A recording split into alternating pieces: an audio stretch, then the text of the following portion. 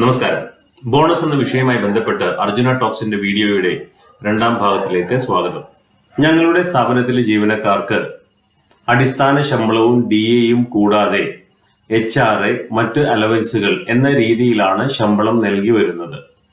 Bonus കണക്കാക്കുമ്പോൾ ഈ പറയുന്ന HRAയുടെയും മറ്റ് അലവൻസുകളുടെയും എമൗണ്ട് കൂടി കൺസിഡർ ചെയ്യേണ്ടതായിട്ട് വരുന്നുണ്ടോ? നേരത്തെ വിശദീകരിച്ചതുപോലെ ബോണസിന് വേണ്ടിയുള്ള ശമ്പളം കണക്കാക്കുമ്പോൾ അലവൻസുകളൊന്നും തന്നെ പരിഗണിക്കാറില്ല. അടിസ്ഥാന ശമ്പളവും ക്ഷാമത്തെയും മാത്രമാണ് ബോണസ് കണക്കാക്കുന്നതായി വേതനം പരിഗണിക്കുമ്പോൾ നമ്മൾ കണക്ക് കൂട്ടുന്നത്. മറ്റ് ഘടകങ്ങൾ, ശമ്പളത്തിലെ മറ്റ് ഘടകങ്ങൾ, അതിൽ HRA ഉണ്ടാവാം, ട്രാവലിംഗ് എക്സ്പെൻസ് ഉണ്ടാവാം, ഫുഡ് അലവൻസ് ഉണ്ടാവാം, അല്ലെങ്കിൽ അറ്റൻഡൻസ് ബോണസ് ഉണ്ടാകാം. ഇങ്ങനെയുള്ള അലവൻസുകൾ ഒന്നും തന്നെ ബോണസ് കണക്ക് കൂട്ടുന്നതിനായി ശമ്പളം നമ്മൾ കണക്കിലെടുക്കുമ്പോൾ പരിഗണിക്കാറില്ല. ഇതിന് ഒരു അപവാദം, ഒരു എക്സംഷൻ ഉള്ളത് ഞാൻ നേരത്തെ പറഞ്ഞതുപോലെ വകുപ്പ് 31A അനുസരിച്ചിട്ട് production or productivity linked bonus നമ്മൾ കണക്ക് കൂട്ടുമ്പോഴാണ്. ബോണസ് കണക്ക് കൂട്ടുന്നത് വകുപ്പ് 31A അനുസരിച്ചിട്ടാണെന്നുണ്ടെങ്കിൽ അതൊരു സെറ്റിൽമെന്റിന്റെ അടിസ്ഥാനത്തിലായിരിക്കും ബോണസ് കണക്ക് കൂട്ടുന്നത്. അപ്പോൾ വേണമെന്നുണ്ടെങ്കിൽ ശമ്പളത്തിന്റെ എല്ലാ ഘടകങ്ങളും ബോണസ് കണക്ക് കൂട്ടുവാനായി, കണക്കാക്കാനായി പരിഗണിക്കാവുന്നതാണ്. മൊത്തം ശമ്പളത്തിന്റെ അടിസ്ഥാനത്തിലായിരിക്കും സാധാരണ രീതിയിൽ ബോണസ് കണക്ക് കൂട്ടുന്നത്. അല്ലാത്ത സാഹചര്യങ്ങളിൽ അലവൻസുകളൊന്നും തന്നെ, അടിസ്ഥാന ശമ്പളവും ക്ഷാമത്തെയും അല്ലാതെ മറ്റ് ശമ്പളത്തിന്റെ ഘടകങ്ങൾ ഒന്നും തന്നെ ബോണസ് കണക്ക് കൂട്ടുന്നതിനായി പരിഗണിക്കാറില്ല. COVID-19 മൂലം കഴിഞ്ഞ മാർച്ച് മാസം അവസാനത്തോടുകൂടി സ്ഥാപനം അടഞ്ഞുകിടക്കുകയാണ്. ഈ കഴിഞ്ഞ മാസങ്ങളിലാണ് ഭാഗികമായി തുടർന്ന് പ്രവർത്തിച്ചു വരുന്നത്. സ്ഥാപനം നഷ്ടത്തിലുമാണ്. ഈ സാഹചര്യത്തിൽ ജീവനക്കാർക്ക് ബോണസ് നൽകേണ്ടതായിട്ട് വരുമോ? COVID-19 നമ്മുടെ ഈ രാജ്യത്ത് മാത്രമല്ല, ലോകമാകമാനം സാമ്പത്തിക മേഖലയിൽ കനത്ത ആഘാതമാണ് സൃഷ്ടിച്ചിരിക്കുന്നത്. പല സ്ഥാപനങ്ങളും അടഞ്ഞു കിടക്കുകയാണ്. പ്രവർത്തിക്കുന്ന സ്ഥാപനങ്ങൾ തന്നെ ഭാഗികമായിട്ട് മാത്രമേ പ്രവർത്തിക്കുന്നുള്ളൂ. ഇപ്പോൾ കണ്ടെയ്ൻമെന്റ് സോണിലൊക്കെ ഉള്ള സ്ഥാപനങ്ങളാണെന്നുണ്ടെങ്കിൽ നിയന്ത്രണങ്ങൾക്ക് വിധേയമായിട്ട് മാത്രമാണ് പ്രവർത്തിക്കുന്നത്. പക്ഷേ നമ്മൾ ഈ വർഷം ബോണസ് കൊടുക്കുന്നത് 2019-2020 അക്കൗണ്ടിംഗ് ഇയറിലെ ബോണസാണ് ഇപ്പോൾ കൊടുക്കുന്നത്. 2019-2020 സാമ്പത്തിക വർഷത്തിൽ മാർച്ച് അവസാനം ഒഴികെ, കുറച്ച് ദിവസം ഒഴികെ കോവിഡിന്റെ ഭീഷണി നമുക്കില്ലായിരുന്നു. അതുകൊണ്ട് ഇപ്പോൾ COVID-19 മൂലം ബുദ്ധിമുട്ട് അനുഭവിക്കുന്നു എന്നുള്ളത് 2019-2020 ബോണസ് നിഷേധിക്കാനുള്ള ഒരു കാരണമായിട്ട് പറയാൻ പറ്റില്ല. പക്ഷെ ഇപ്പോഴത്തെ ഒരു സാമ്പത്തിക നില ബോണസ് കൊടുക്കാൻ പറ്റാത്ത രീതിയിലാണെന്നുണ്ടെങ്കിൽ നമുക്ക് ആ വിവരം നമ്മുടെ വർക്കേഴ്സുമായിട്ട് നമുക്ക് പങ്കുവയ്ക്കാം. ആ ബുദ്ധിമുട്ട് നമ്മുടെ വർക്കേഴ്സുമായിട്ട് നമുക്ക് ഡിസ്കസ് ചെയ്യാം. അവര് സമ്മതിക്കുകയാണെന്നുണ്ടെങ്കിൽ നമുക്ക് വേണമെങ്കിൽ ബോണസിന്റെ വിതരണം അല്പം നീട്ടിവെക്കാം. സർക്കാരിനും ഇതുപോലെ തന്നെ ബോണസിന്റെ പരിധിയിൽ നിന്നും സ്ഥാപനങ്ങളെ ഒഴിവാക്കാനുള്ള അധികാരമുണ്ട്. പക്ഷെ അത് വളരെ വളരെ വളരെ റെയറായിട്ട് മാത്രം വിനിയോഗിക്കുന്ന ഒരു അധികാരമാണ്. ഇപ്പോൾ ഏതെങ്കിലും ഒരു സ്ഥാപനം തീപിടിച്ച് നശിച്ചു പോവുക, പ്രവർത്തിക്കാൻ പറ്റാത്ത രീതിയിലുള്ള ആ സ്ഥാപനത്തിന് അതുപോലെയുള്ള ഗുരുതരമായ ഏതെങ്കിലും നാശനഷ്ടങ്ങൾ സംഭവിക്കുക, അത്തരം സാഹചര്യങ്ങളിൽ വേണമെന്നുണ്ടെങ്കിൽ ബന്ധപ്പെട്ട സർക്കാരിന് ആ സ്ഥാപനത്തെ പേയ്മെന്റ് ഓഫ് ബോണസ് ആക്ടിന്റെ പരിധിയിൽ നിന്നും ഒഴിവാക്കാനുള്ള അധികാരമുണ്ട്. ഞാൻ നേരത്തെ പറഞ്ഞതുപോലെ അത് സാധാരണ രീതിയിൽ ഒരു തൊഴിൽ ഉടമക്ക് ലഭിക്കുന്ന ഒരു സൗജന്യമല്ല. ഇപ്പോൾ നമുക്ക് ചെയ്യാൻ പറ്റുന്നൊരു കാര്യം, നമ്മൾക്ക് ബോണസ് കൊടുക്കാനുള്ള ഒരു ബുദ്ധിമുട്ടുണ്ടെങ്കിൽ, സാമ്പത്തിക പ്രശ്നമുണ്ടെങ്കിൽ നമ്മുടെ തൊഴിലാളികളുമായി അത് പങ്കുവെക്കുകയും അവരുടെ സമ്മതത്തോടെ ബോണസിന്റെ തുകയിൽ കുറവ് വരുത്താം, ഇല്ലെങ്കിൽ ബോണസ് വിതരണം ചെയ്യുന്നത് വേണമെങ്കിൽ നീട്ടിവെക്കുകയും ചെയ്യാവുന്നതാണ്. സാധാരണ രീതിയിൽ അക്കൗണ്ടിങ് ഇയർ അവസാനിച്ച് 8 മാസത്തിനുള്ളിൽ നമുക്ക് ബോണസ് കൊടുത്താൽ മതി. 8 മാസം വരെ സമയമുണ്ട്. അക്കൗണ്ടിങ് ഇയർ അവസാനിച്ചതിന് ശേഷം 8 മാസത്തിനുള്ളിൽ ബോണസ് നമുക്ക് നൽകിയാൽ മതി. ഇപ്പോൾ തന്നെ ഈ ഓണ സമയത്ത് തന്നെ ബോണസ് വിതരണം ചെയ്യണം എന്ന് എങ്ങും പറയുന്നില്ല. അപ്പോൾ ഇത്തരം കാര്യങ്ങളൊക്കെ വർക്കേഴ്സുമായിട്ട് നമുക്ക് ചർച്ച ചെയ്ത് ഒരു തീരുമാനത്തിൽ എത്താവുന്നതാണ്. ഞങ്ങളുടെ സ്ഥാപനത്തിൽ ദിവസവേതനക്കാരോടൊപ്പം തന്നെ പീസ് റേറ്റിൽ അടിസ്ഥാനപ്പെടുത്തി തൊഴിലെടുക്കുന്ന ജീവനക്കാരുമുണ്ട്. പീസ് റേറ്റിൽ തൊഴിലെടുക്കുന്ന ജീവനക്കാർക്ക് ബോണസിന് അർഹതയുണ്ടോ? അങ്ങനെ പീസ് റേറ്റിൽ വർക്ക് ചെയ്യുന്ന ജീവനക്കാർക്ക് ബോണസിന് അർഹതയുണ്ടെങ്കിൽ അവരുടെ ബോണസ് കാൽക്കുലേറ്റ് ചെയ്യുന്ന രീതി എങ്ങനെയാണ്? പീസ് റേറ്റ് അടിസ്ഥാനത്തിൽ ജോലി ചെയ്യുന്ന ജീവനക്കാരെന്ന് പറയുമ്പോൾ അവരുടെ പ്രതിമാസ ശമ്പളം എന്ന് പറയുന്നത് അവർ ചെയ്യുന്ന ജോലിയെ അടിസ്ഥാനപ്പെടുത്തിയാണ് പലപ്പോഴും തീരുമാനിക്കപ്പെടാറ്.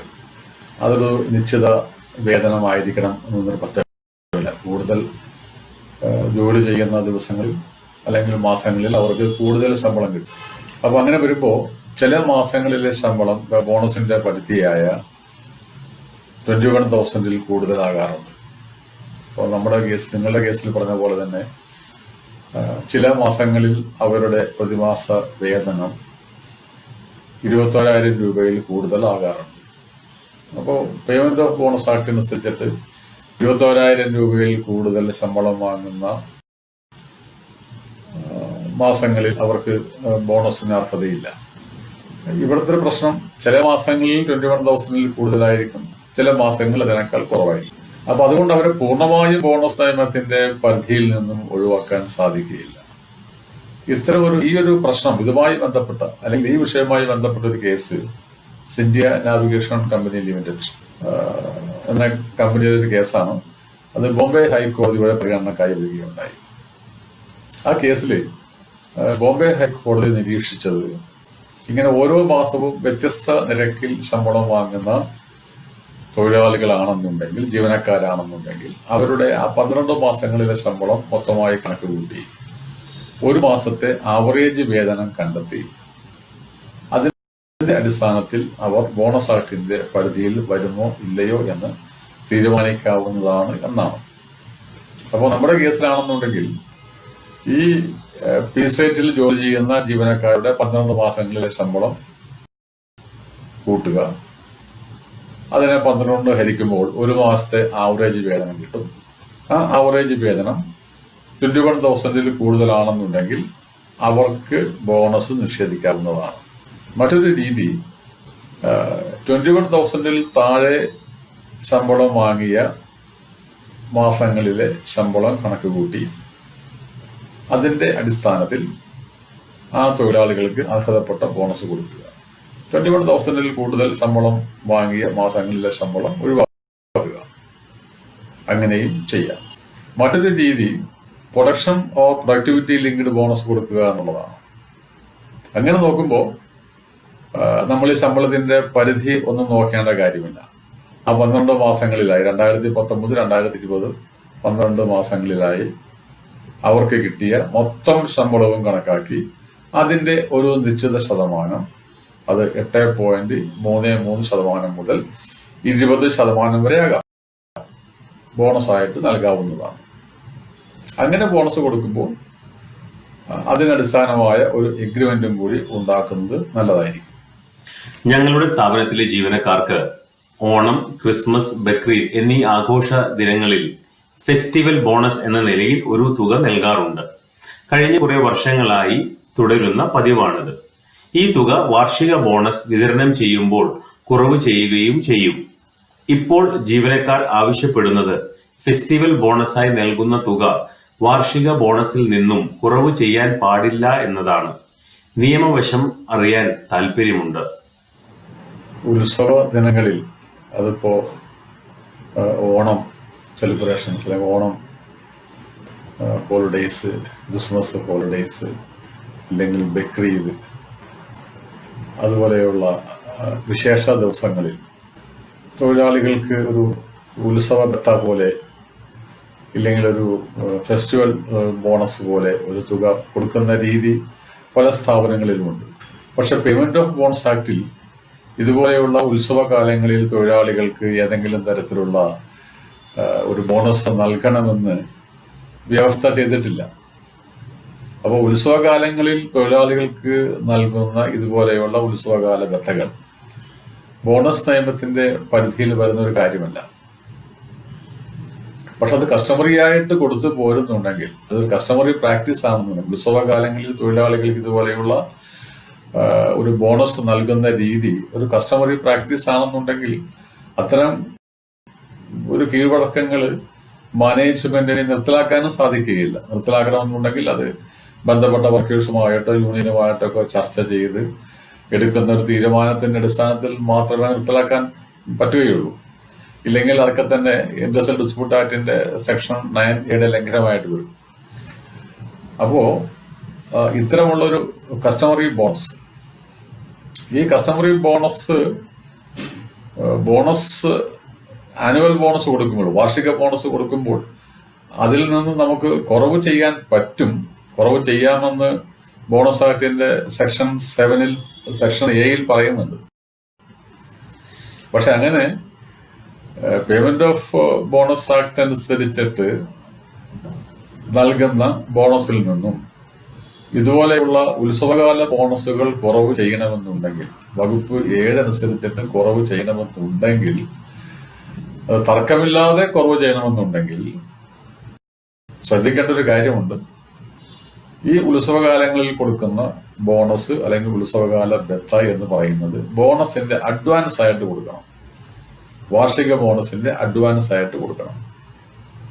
അഡ്വാൻസ് ആയിട്ട് കൊടുക്കുക മാത്രമല്ല, അങ്ങനെ കൊടുക്കുന്ന തുക വാർഷിക ബോണസിൽ നിന്നും ബോണസ് ആക്ടിന്റെ വകുപ്പ് 7 അനുസരിച്ചിട്ട് കുറവ് ചെയ്യുന്നതായിരിക്കും എന്ന ഒരു ധാരണ കൂടി ബന്ധപ്പെട്ട വർക്കേഴ്സുമായിട്ട് ഉണ്ടാക്കുന്നതായിരിക്കും ഉചിതമായ കാര്യം. ഇല്ലെങ്കിൽ തർക്കങ്ങൾ ഉണ്ടാകാനുള്ള സാധ്യത വളരെ കൂടുതലാണ്.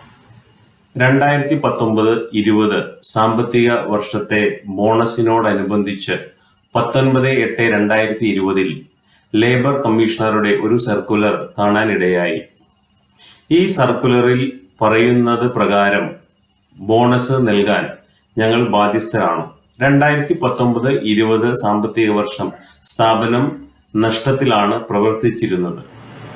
2019-2020 ബോണസ് വിതരണവുമായി ബന്ധപ്പെട്ട് 19/8/2020 സംസ്ഥാന ലേബർ കമ്മീഷണർ പുറപ്പെടുവിച്ച ഉത്തരവ് എല്ലാ തൊഴിലുടമകളും നിർബന്ധമായി പാലിക്കേണ്ടതായ ഒരു നിർദ്ദേശമായി കാണേണ്ടതായ ആവശ്യമില്ല. അത് ഒരു സംസ്ഥാന ലേബർ കമ്മീഷണർ പുറപ്പെടുവിച്ച ഒരു അഡ്വൈസായി, ഒരു ഉപദേശമായിട്ട് മാത്രം സ്വീകരിച്ചാൽ മതി. നമുക്കറിയാം, സംസ്ഥാന ലേബർ കമ്മീഷണർ എന്ന് പറയുമ്പോൾ നമ്മുടെ സംസ്ഥാനത്ത് സമാധാനപരമായ തൊഴിൽ അന്തരീക്ഷം നിലനിർത്തുവാനായി ചുമതലപ്പെട്ട ഉദ്യോഗസ്ഥനാണ്. കോവിഡ്-19 പശ്ചാത്തലത്തിൽ ബോണസുമായി ബന്ധപ്പെട്ട തർക്കങ്ങൾ പരിഹരിക്കുവാനായി അനുരഞ്ജന ചർച്ചകൾ നടത്തുവാൻ ബുദ്ധിമുട്ടുണ്ട് നമുക്ക്. ബന്ധപ്പെട്ട കക്ഷികളുമായി, മാനേജ്മെന്റും യൂണിയനുമായോ അല്ലെങ്കിൽ മാനേജ്മെന്റും തൊഴിലാളികളുമായോ ചർച്ചകൾ ചെയ്ത് ബോണസിന്റെ ഇത് ശതമാനം തിട്ടപ്പെടുത്താൻ പ്രായോഗികമായി നമുക്കിപ്പോൾ ബുദ്ധിമുട്ടുണ്ട്. അപ്പോൾ ആ ഒരു സാഹചര്യത്തിലാണ് ലേബർ കമ്മീഷണർ കഴിഞ്ഞ വർഷം കൊടുത്ത അതേ നിരക്കിൽ തന്നെ ജീവനക്കാർക്ക് ബോണസ് നൽകണം എന്നുള്ള ഒരു നിർദ്ദേശം പുറപ്പെടുവിച്ചത്. ആ നിർദ്ദേശം നിയമാനുസൃതമാണോ അല്ലയോ എന്നൊക്കെ പരിശോധിക്കേണ്ട ആവശ്യമുണ്ടെന്ന് തോന്നുന്നില്ല. അതിന്റെ ഉദ്ദേശം നല്ലതാണ്, അതിന്റെ ലക്ഷ്യം നല്ലത് തന്നെയായിരുന്നു. പക്ഷെ അത് ബോണസ് നിയമപ്രകാരം അത്തരം ഒരു ഉത്തരവ് പുറപ്പെടുവിക്കാനുള്ള അധികാരം ലേബർ കമ്മീഷണർക്കില്ല എന്നുള്ളത് വാസ്തവമാണ്. കാരണം ലേബർ കമ്മീഷണറെ അത്തരമൊരു ഉത്തരവ് പുറപ്പെടുവിക്കാനായി ചുമതലപ്പെടുത്തിയിട്ടില്ല. പേയ്മെന്റ് ബോണസ് ആയിട്ട് ചുമതലപ്പെടുത്തിയിട്ടില്ല. മറ്റൊരു പ്രശ്നം, കഴിഞ്ഞ വർഷം കൊടുത്ത ബോണസ് തന്നെ ഈ വർഷവും കൊടുക്കണമെന്ന് പറയുമ്പോൾ, ഇപ്പോ കഴിഞ്ഞ വർഷം നല്ല ലാഭം ഉണ്ടാക്കിയ ഒരു കമ്പനി 2018, 2019 അക്കൗണ്ടിംഗ് ഇയറിൽ നല്ല ലാഭം ഉണ്ടാക്കിയ ഒരു കമ്പനി ഒരുപക്ഷെ 20% ബോണസ് കൊടുത്തിട്ടുണ്ടാവാം. 2019, 2020 ആ കമ്പനിക്ക് ലാഭം ഇല്ല എന്ന് മാത്രമല്ല, നഷ്ടമായിരിക്കാം. സെറ്റ് ഓൺ അക്കൗണ്ടിൽ, അതായത് ലാഭമൊന്നും മാറ്റി വെച്ചിട്ടുമില്ല. അത്തരമൊരു സാഹചര്യത്തിൽ ഈ വർഷവും 20% ബോണസ് കൊടുക്കുക എന്നുള്ളത് പ്രായോഗികമായിരിക്കില്ല.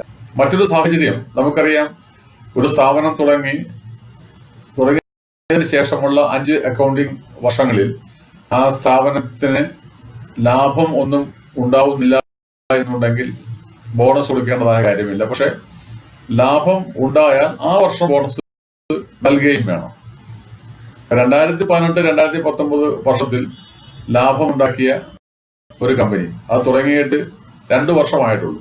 2018, 2019 ലാഭം ഉണ്ടാക്കി. അതുകൊണ്ട് 2018, 2019 ലാഭം ഉണ്ടാക്കിയതിന്റെ പേരിൽ അതിന്റെ അടിസ്ഥാനത്തിൽ ബോണസ് വിതരണം ചെയ്തു. പക്ഷെ 2019, 2020 നഷ്ടമായിരുന്നു. അതുകൊണ്ട് തന്നെ 5 അക്കൗണ്ടിംഗ് ഇയർ പൂർത്തിയാകാത്ത സാഹചര്യത്തിൽ ആ സ്ഥാപനത്തിന് ബോണസ് നൽകേണ്ടതായ നിയമപരമായ ബാധ്യതയില്ല. അപ്പൊ അങ്ങനെ നോക്കുകയാണെങ്കിലും ആ സർക്കുലറിലെ നിർദ്ദേശങ്ങൾ പ്രായോഗികമല്ല, അല്ലെങ്കിൽ നിയമവിരുദ്ധമാണെന്ന് കാണാവുന്നതാണ്. ഇതൊക്കെയാണെങ്കിൽ തന്നെയും ആ സർക്കുലറിന്റെ ഉദ്ദേശശുദ്ധി, അതാണ് ഞാൻ പറഞ്ഞത്, ബോണസുമായി ബന്ധപ്പെട്ട തർക്കങ്ങൾ രമ്യമായി പരിഹരിക്കാനുള്ള ഒരു സാഹചര്യം ഉണ്ടാകുന്നവരെയെങ്കിലും കഴിഞ്ഞ വർഷം കൊടുത്ത അതേ നിരക്കിൽ ബോണസ് കൊടുക്കാനുള്ള ഒരു നിർദ്ദേശം, ഉപദേശ രൂപേണയുള്ള ഒരു നിർദ്ദേശം മാത്രമാണ് ലേബർ കമ്മീഷണർ പുറപ്പെടുവിച്ചിട്ടുള്ളത്. അത് ആ അർത്ഥത്തിൽ മാത്രം കണ്ടാൽ മതി. ബോണസ് എന്ന വിഷയത്തെക്കുറിച്ച് പൊതുവെ ഉയർന്നു വരുന്ന സംശയങ്ങൾക്കുള്ള മറുപടിയാണ് അർജുന ടോക്സിന്റെ ഈ വീഡിയോയിലൂടെ നൽകിയിരിക്കുന്നത്. തുടർന്നും നിങ്ങൾക്കുള്ള സംശയങ്ങൾ, അത് ബോണസുമായി ബന്ധപ്പെട്ടതോ തൊഴിൽ നിയമങ്ങളുമായി ബന്ധപ്പെട്ടിട്ടുള്ളതോ ആയിക്കൊള്ളട്ടെ, അർജുന കൺസൾട്ടൻസിന്റെ acplcochin@gmail.com എന്ന മെയിൽ ഐഡിയിൽ അയക്കാവുന്നതാണ്. നിങ്ങളുടെ സംശയങ്ങൾക്കുള്ള മറുപടി അർജുന ടോക്സിലൂടെ നൽകാൻ നമ്മൾ ശ്രമിക്കുന്നതാണ്. തൊഴിൽ നിയമങ്ങളെ സംബന്ധിച്ചുള്ള വീഡിയോകൾ ലഭിക്കുന്നതിനായി അർജുന ടോക്സ് സബ്സ്ക്രൈബ് ചെയ്യാൻ താല്പര്യപ്പെടുന്നു.